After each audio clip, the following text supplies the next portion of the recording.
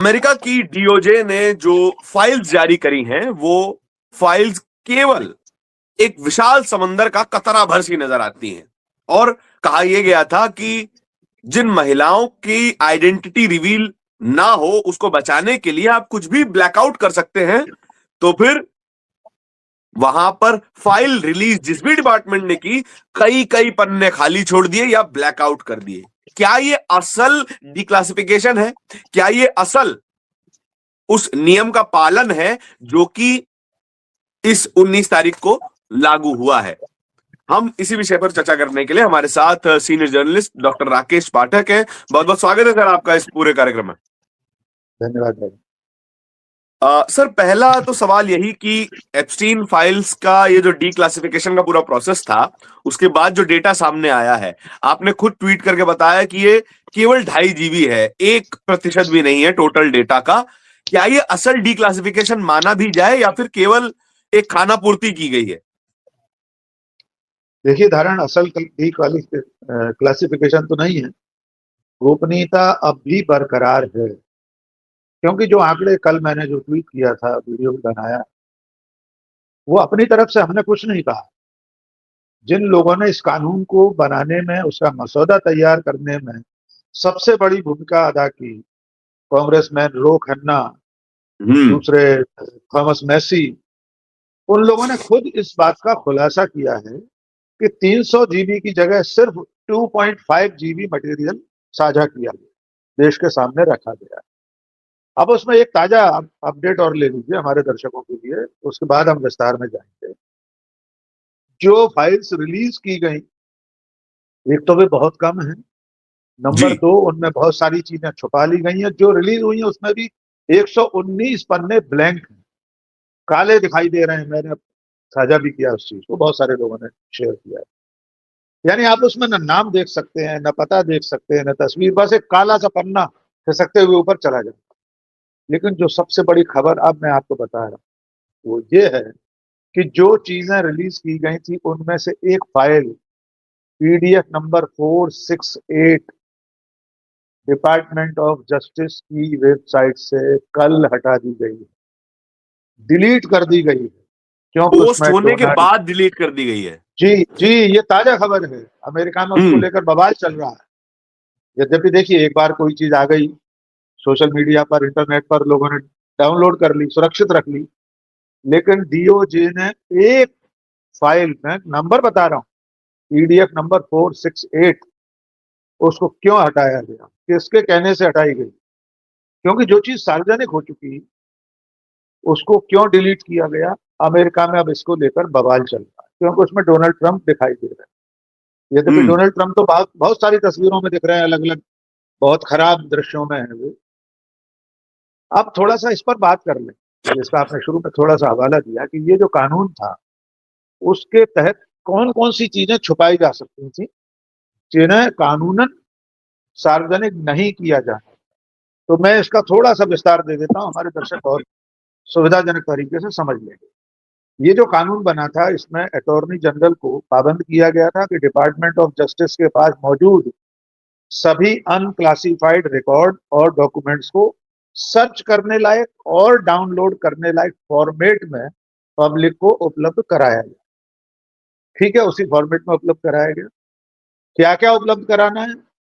ये जो कानून था, जेफरी एप्स्टीन ट्रांसपेरेंसी एक्ट, इसमें किन किन लोगों, किन चीजों को दिखाया जाना है, पेश किया जाना है, उसका भी विस्तार से वर्णन था। नंबर 1, जेफरी एप्स्टीन से संबंधित सभी इन्वेस्टिगेशन, प्रोसिक्यूशन, कस्टोडियल मामले, यानी एप्स्टीन पर जो मुकदमे चल रहे हैं उसकी जो जांच पड़ताल हुई है। दूसरा, उससे हासिल जो भी सामग्री कस्टडी में है, कस्टोडियल मामले, वो सब पेश करना है। Number 2, Ghislaine Maxwell, villain Maxwell भी कहते हैं उसके उच्चारण, जो उसकी प्रेमिका थी, उससे हम्म। संबंधित सारे record. Number 3, flight log, travel record, जिसमें manifest, itinerary, custom, immigration document शामिल, यानी एप्स्टीन से मिलने आने वाले दुनिया भर के लोगों के फ्लाइट का लॉग रिकॉर्ड, मतलब कब आए, कब गए, किस जहाज से आए, किस से गए, कस्टम्स में कैसे निकले, इमिग्रेशन कब हुआ, उनकी बाकी इटिनरी कि कहाँ कहाँ गए, कहाँ कहाँ रुके, वो सब रखना है, देश को बताना, दुनिया को बताना। एपस्टीन की क्रिमिनल एक्टिविटीज और इन्वेस्टिगेशन के संबंध में नामित या रेफरेंस किए गए लोग, जिनमें सरकारी अधिकारी या राजनीतिक रूप से एक्सपोज्ड लोग शामिल। कानून साफ कह रहा था कि ऐसे हर व्यक्ति की जानकारी सार्वजनिक करना है जो या तो सरकारी अधिकारी हो या पॉलिटिकली एक्सपोज्ड हो, यानी चर्चित व्यक्ति। 5, एपस्टीन की ट्रैफिकिंग या फाइनेंशियल नेटवर्क या उससे जुड़ी entities, corporate, non profit, academic या सरकारी। उसका जो वित्तीय कारोबार था, मैंने जैसा शुरू में हर वीडियो में बताया है कि वो फाइनेंस का काम भी करता था, इन्वेस्टमेंट बैंकर के रूप में लोगों की मदद करता था, सलाह मशविरा देता। तो उसकी जो वित्तीय गतिविधियां हैं, उसका जो ट्रैफिकिंग या फाइनेंशियल नेटवर्क है, उस सब की भी जानकारी देना है। इसके अलावा उसकी जो नॉन प्रोसिक्यूशन डील्स है, यानी मान लीजिए उसने किसी पीड़िता के साथ कोई डील कर ली, मुकदमा नहीं चलेगा, पीड़िता को कोई पैसा दे दिया, समझौता कर दिया, इम्यूनिटी एग्रीमेंट्स हैं, कोई ऐसा एग्रीमेंट जिसके अंतर्गत उसे सुरक्षा मिली हो, या बार्गेन, सौदेबाजी की गई हो, या सील्ड डॉक्यूमेंट्स हो, सेटलमेंट्स, कि उसने उसके खिलाफ किसी ने शिकायत की, शिकायतकर्ता से उसका समझौता हो गया, सील बंद कोई एग्रीमेंट हो गया, वे भी सार्वजनिक किए जाना अनिवार्य है। इसके अलावा जितने कम्युनिकेशंस हैं, ईमेल, मेमो वाले, उसकी मीटिंगों के नोट्स, सब कुछ बताना है। एपस्टीन की हिरासत, उसकी मौत, उसकी जांच से जुड़ी फाइलें, डॉक्यूमेंट्स, रिकॉर्डिंग, इलेक्ट्रॉनिक डेटा, जिसे नष्ट करने या गलत जगह रखने या छिपाने की कोशिश की गई हो, वो सब। उसकी हिरासत, उसकी मौत का डॉक्यूमेंटेशन, घटना की रिपोर्ट, गवाहों के इंटरव्यू, मेडिकल एग्जामिनेशन, ऑटोप्सी यानी उसका पोस्टमार्टम की रिपोर्ट, मौत के कारणों की रिपोर्ट का रिकॉर्ड। अब असली बात पर आते हैं धारण। ये जो जारी करते समय जो छुपाने की कोशिश की गई है, वो किस बहाने की गई और जो काट छाट की गई, क्योंकि इस कानून में कुछ चीजें अपवाद स्वरूप छोड़ दी गई थी। उस कानून में बताया दिया गया था कि आप इन इन चीजों को रोक सकते हैं या छुपा सकते हैं। वो कौन सी चीजें हैं? जैसे पीड़िताओं के प्राइवेट मेडिकल फाइलों के बारे में व्यक्तिगत रूप से पहचानी जा सकने वाली जानकारी, यानी वे युवतियां, बालिग या नाबालिग, उनकी कोई ऐसी मेडिकल जांच हो, उनकी बीमारी की हो जिससे उनकी पहचान हो सके, ऐसी कोई रिपोर्ट नहीं दिखाना। बच्चों के यौन शोषण के मटेरियल नहीं दिखाना थे। जो फेडरल जांच चल रही है, मुकदमे चल रहे हैं, अगर वो उन मुकदमों में कोई खतरा पैदा हो तो ऐसी कोई चीज आप न दिखाएं। किसी के शरीर पर कोई चोट है या उसका शव है, वो नहीं दिखाना है, जो भी इससे जुड़े हुए लोग हैं। सबसे इंपॉर्टेंट, अगर नेशनल सिक्योरिटी या फॉरेन पॉलिसी संबंधित ऐसी कोई जानकारी है जिसको पूरी तौर पर बताना खतरे की बात हो सकती है अमेरिका के लिए एक राष्ट्र के रूप में, उसे आप छुपा सकते हैं, लेकिन उसकी समरी बता सकते हैं, संक्षेप में छोटी सी जानकारी दे सकते हैं। नहीं, यहाँ पे और तो ये ये बहुत बड़ा लूप होल है फिर ये। वही मैं इसमें से एक भी चीज नेशनल सिक्योरिटी संबंधित नहीं है, एक भी जी। चीज फॉरेन पॉलिसी संबंधित नहीं, तो फिर क्यों रोकी गई इतनी सारी फाइलें? आखिरी बात, ये सारी चीजें भी अगर आप रोकेंगे, देश को नहीं बताएंगे, सब दुनिया को नहीं बताएंगे, तब भी इसकी लिखित जानकारी आपको रखना पड़ेगी कि ये चीजें हम नहीं बता रहे हैं, ये सामग्री नहीं बता रहे हैं, और उसका लिखित जो चिट्ठा है वो फेडरल रजिस्टर में दर्ज करना पड़ेगा, उसमें बताना पड़ेगा। यानी दुनिया को भले ना बताएं, लेकिन सरकार का जो फेडरल रजिस्टर है उसमें आपको बताना पड़ेगा। और अंतिम बात, इसको अटॉर्नी जनरल को इसको जारी करने के बाद, अटॉर्नी जनरल पैम बॉन्डी ये पाबंद थी इस बात के लिए, महिला है, कि जिस दिन कानून बना उसके बाद 30 दिन के अंदर, यानी कि दिसंबर 19 दिसंबर की आधी रात 11:59 से पहले सार्वजनिक करें, और उसके बाद 15 दिन के भीतर पूरी रिपोर्ट कांग्रेस के सामने देनी होगी। किस कैटेगरी के रिकॉर्ड रिलीज किए गए और किसके रोके गए, ये सब बताना पड़ेगा अमेरिका की कांग्रेस को। कांग्रेस यानी अमेरिका में जो दो संसदीय निकाय है, एक सीनेट है और एक कांग्रेस, सेनेट ऑफ कांग्रेस। आपको आपको कांग्रेस के सामने 15 दिन के अंदर रिपोर्ट पेश कर। अब जो हम्म, मैंने शुरू में आपसे कहा था कि जो जानकारियां रोकी गई 300 जीबी की बजाय सिर्फ 2.5 जीबी रिलीज की गई, तो आप समझ सकते हैं कितना बड़ा जखीरा रोक लिया गया है। ये तो आइसबर्ग का सिरा है। हम्म, हाथी की पूंछ आपको दिखाई गई है, हाथी तो छुपा लिया है। और ये आरोप हमारा नहीं है, ये बोलता हिंदुस्तान का नहीं। काश पटेल जो एफबीआई के चीफ हैं, वे हम्म, कुछ दिनों पहले बता चुके थे कि 300 जीबी में मटेरियल। अटॉर्नी जनरल पैम बॉन्डी 4-5 दिन पहले कह चुकी थी कि हमारी टेबल पर सारी जानकारी, सारा डाटा आ चुका है। फिर 19 दिसंबर को क्या हुआ वो भी समझ लीजिए। एक तो 18 दिसंबर की रात को ही, एक दिन पहले, रो खन्ना जो कांग्रेसमैन है, उन्होंने आशंका जता दी थी और चेतावनी भी दी थी कि मुझे मालूम पड़ा है कि सरकार के इशारे पर, यानी डोनाल्ड ट्रंप के इशारे पर, डिपार्टमेंट ऑफ जस्टिस और अटॉर्नी जनरल जानकारियां छुपाने की कोशिश कर रहे हैं, चीजों की काट छांट कर रहे हैं, ब्लर कर रहे हैं, बहुत कुछ ऐसा कर रहे हैं कि ताकि पूरी जानकारी देश के सामने ना आ पाए। उन्होंने हम्म, चेतावनी भी दे दी थी कि अगर ऐसा कुछ किया तो संसद की अवमानना और कानून के उल्लंघन का केस हम्म, चलाऊंगा। हम्म, अब आती है 19 दिसंबर, सवेरा हुआ, पूरी दुनिया टकटकी लगाए देख रही। उससे पहले, सबसे पहले एक बयान आता है डिप्टी अटॉर्नी जनरल का। हम्म, उन्होंने कह दिया कि सामग्री बहुत भारी है, बहुत बड़ा जखीरा है, इसको एक दिन में रिलीज नहीं किया जा सकता, इसमें कई हफ्ते लगे। तभी दुनिया को समझ में आ गया था कि अब पूरी जानकारी नहीं है। और वही हुआ, जब देर शाम दोपहर बाद जानकारियां डीओजी की वेबसाइट पर अपलोड की गई तो उसमें सिर्फ 2.5 जीबी डाटा है। उनमें से भी, जैसा मैं बता चुका हूँ, 119 पेज खाली हैं, ब्लैंक हैं, नाम हम्म, छुपा लिए गए हैं, तस्वीरें छुपा ली गई हैं, और सोच समझकर इरादतन बिल क्लिंटन की सारी तस्वीरें जारी कर।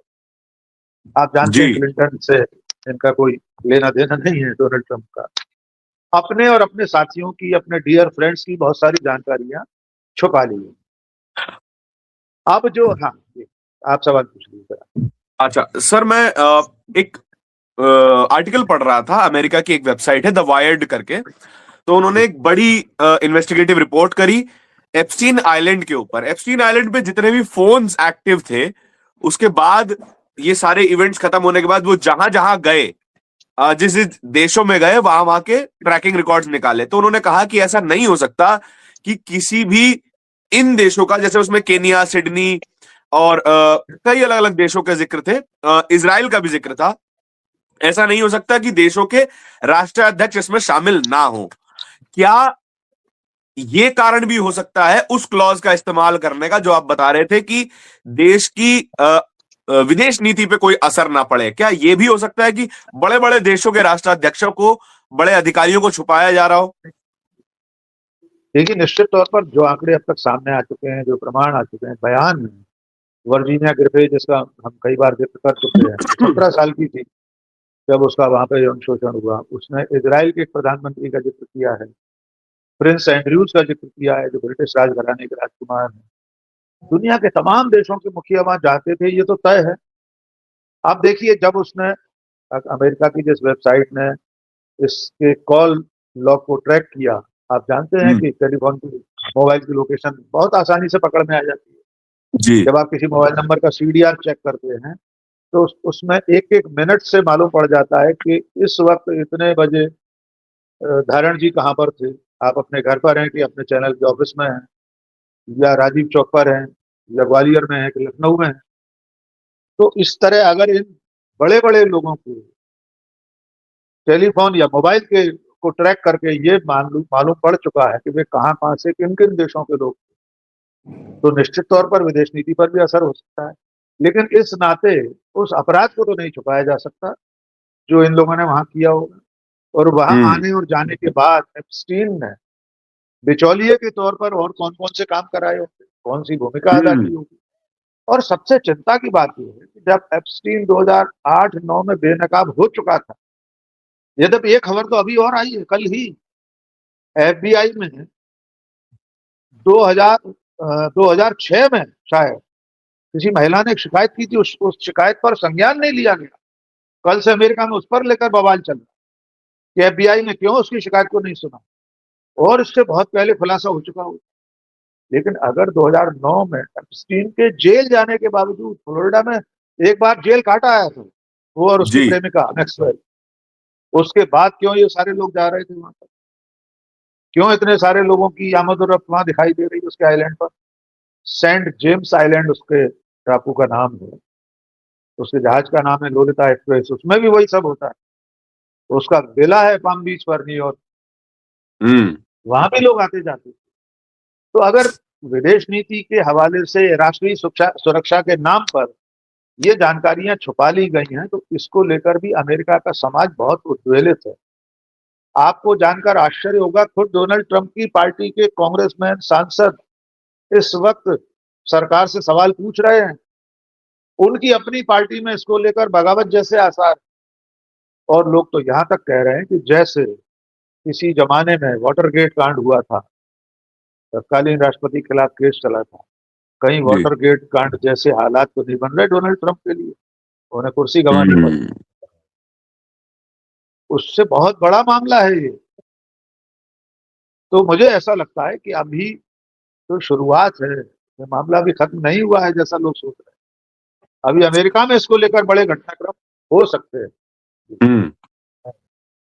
सर, आखिरी सवाल मैं इस पूरी चर्चा में लेना चाहूंगा कि आप जिस तरह का कांड एप्स्टीन फाइल्स या फिर जेफरी एप्स्टीन का है, उसकी तुलना तो शायद कहीं से भी नहीं की जा सकती, लेकिन भारत में भी कई ऐसे कांड आए जहां पर राजनीतिक पार्टियां, राजनेता यौन शोषण के मामलों में और यौन शोषण का गिरोह चलाते हुए पकड़े गए। लखनऊ में जैसे एक भाजपा नेत्री का पति एक फ्लैट पे ये रैकेट चला रहा था। मुजफ्फरपुर बालिका गृह कांड के बारे में हमें पता है। हम एज अ सोसाइटी भूल जाते हैं कि इस तरह की कोई घटना भी हुई थी। और मैं तो हमेशा अपने शोर्स में कहता हूं कि भारत की याददाश्त बहुत छोटी है, हम भूल जाते हैं बहुत जल्दी। क्या उम्मीद की जा सकती है कि मुजफ्फरपुर बालिका गृह कांड, लखनऊ कांड, इन सबको दोबारा याद किया जाए या फिर इन पर एक ढंग की जांच भी हो जाए? देखिए, ढंग की जांच होने लायक तो उससे भी बड़े बड़े काम, प्रज्वल रेवन्ना, जिसके लिए हमारे जी। प्रधानमंत्री वोट मांग रहे थे तो फिर वो चुनाव हार गया था। 2000 महिलाओं के यौन शोषण का आरोप है उस पर, और ऐसे लोग सब पार्टियों में रहे हैं। और हमारे देश में पहले भी ऐसी घटनाएं होती। बाबू हम्म। जगजीवन राम के सुपुत्र थे सुरेश, उन पर भी आरोप लगे थे और बहुत सारे ऐसे हम्म। मामले आए। लेकिन हमारा समाज आप बिल्कुल ठीक कहते हैं, मैं उस बात को मानता हूँ और खुद भी कहता हूँ कि हमारे देश की जो सामूहिक चेतना है, हमारी जो स्मृति है, वो बहुत क्षीण है, बहुत अल्पकालीन है। हम बहुत जल्दी चीजों को भूल जाते हैं। हम कोविड में हुई मौतें भूल गए, हम कुंभ में हुई भगदड़ में मरने वालों की के दुख को भूल गए, हम सारे दुख भूल जाते हैं। इसलिए हमारे समाज में कोई बहुत ज्यादा असर होगा, मुझे इसकी कोई उम्मीद नहीं है। यद्यपि एक तरह की जांच तो छोटी मोटी होना ही चाहिए थी कि 2014 से लेकर 2017 तक हमारे मंत्री, इस वक्त जो मंत्री हैं, संयुक्त राष्ट्र संघ में स्थायी दूत भी रहे हैं, हरदीप पुरी, जी। उनकी 5 बार की मुलाकातों का जिक्र इवन एप्स्टीन की न्यूयॉर्क डायरी में। इवन न्यूयॉर्क में पोस्टेड थे। बिल्कुल, संयुक्त राष्ट्र संघ का मुख्यालय न्यूयॉर्क में है, अमेरिका में जी दूत भी रहे और संयुक्त राष्ट्र संघ में भी स्थायी दूत रहे। जी जी जी जी। लेकिन 2014 से 17 तक 5 मुलाकातों का उल्लेख एप्स्टीन की डायरी में होना छोटी बात तो नहीं। वो भी हम्म। तब जब वो व्यक्ति बेनकाब हो चुका था, यौन अपराधी के रूप में एक बार जेल काटा है, 19 में तो दोबारा गया है 2000। लेकिन ये मुलाकातें तो 9 से 17 के बीच की है, 14 से 17 के बीच की, भारत में एनडीए की सरकार बनने के बाद। प्रधानमंत्री का जिक्र भी ईमेल्स में आया ही है। तो एक यौन जी। अपराधी और अमेरिका के व्हाइट हाउस के प्रधान रणनीतिकार की बातचीत में हमारे देश के प्रधानमंत्री का नाम आना चिंता की बात तो है ही। हम शुरू दिन से कहते आ रहे हैं कि प्रधानमंत्री की कोई वैसी तस्वीर या कोई बहुत आपत्तिजनक विवरण उसमें नहीं है। लेकिन हाँ। इसके बावजूद अगर इतना भी है तो उसकी जरूरत क्यों पड़ी थी हमारी सरकार कि एक यौन अपराधी को बिचौलिया बनाना पड़े? हम्म। इन सवालों को आप देश नहीं पूछता तो हम और आप ही अपराधी हैं कि हम ये सवाल पूछ रहे हैं और इसका खामियाजा भी भुगतते हैं। जी। सोशल मीडिया पे तो खैर सर इस तरह की चीजें चलती रहती हैं, हम लिखें पढ़ें अगर कुछ सुनने को ना मिले तो क्या फायदा है उसमें भी। खैर, इस पूरी चर्चा के बारे में आपके क्या विचार हैं, ये कमेंट सेक्शन में बताइएगा जरूर। और जरा ये सोचिए कि आपने सवाल क्यों नहीं किया। हमारी सरकार ने जवाब नहीं दिया, हमारी सरकार ने कोई सफाई नहीं दी, लेकिन हमने सवाल क्यों नहीं पूछा। एक नागरिक के तौर पर और मीडिया के बड़े हिस्से के तौर पर कहीं से भी सवालों के स्वर